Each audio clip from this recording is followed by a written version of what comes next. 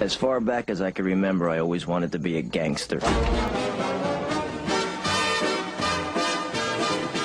To me, being a gangster was better than being president of the United States. The only way I was going to get out of it was a bullet in my head or behind bars for the rest of my life.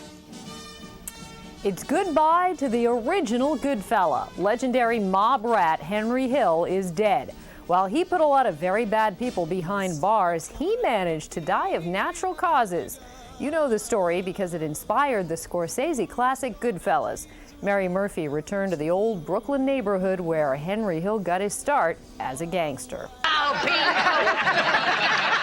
As far back as I can remember, I always wanted to be a gangster. It's just one of the iconic lines from a great Scorsese film. I know I'd go from rags to riches. Goodfellas, telling the saga of Henry Hill, who went from the Lucchese crime family crew Never rat on your friends, and always keep your mouth shut. to witness protection. Yes, I put a lot of people in prison that truly deserve to be in prison, homicidal maniacs. The story of Henry Hill began on Pine Street in East New York, Brooklyn, when the neighborhood used to be Italian and Irish American. He was intoxicated or infatuated with the gangsters he saw in his neighborhood, and he wanted to be one of them. They lived in a whole house. Clifford Cutler has been living in Henry Hill's family home since the late 70s. That's when Cutler witnessed a guy get whacked at the gold exchange across the street.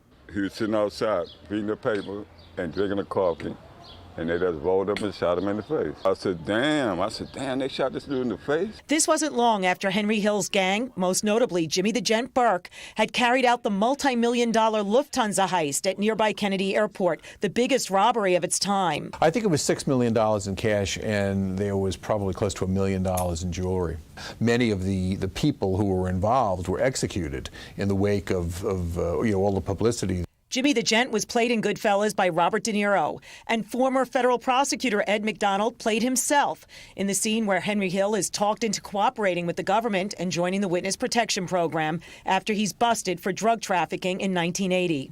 The only way I was going to get out of it was a bullet in my head or behind bars for the rest of my life. At one point, the FBI got a tip that a bunch of mob bodies were buried here at Lefferts and Rockaway Boulevards inside the old Roberts Lounge, including the corpses of Billy Batts and Spider, who were immortalized in Goodfellas.